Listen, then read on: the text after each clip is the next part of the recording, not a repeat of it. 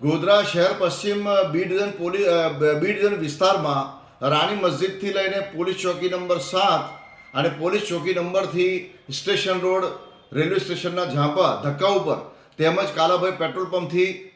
સાતપુલ society સુધી જાહેર માર્ગો ઉપર લોકો ગેરકાયદેસર ફોર વ્હીલર અને બાઇકો ગેરકાયદેસર પાર્કિંગ કરતા હોય અને પાર્કિંગમાં અડચણરૂપ થતું હોય અને ત્યારે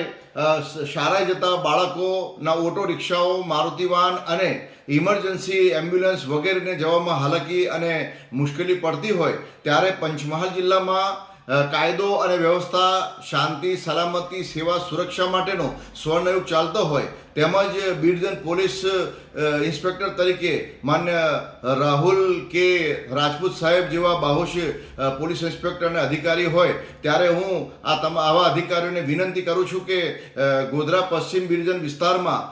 આ જાહેર માર્ગો ઉપર પોલન બજાર પોલીસ ચોકી નંબર 7 ધક્કા ઉપર અને કાલાભાઈ પેટ્રોલ પંપ ઉપર કાયમી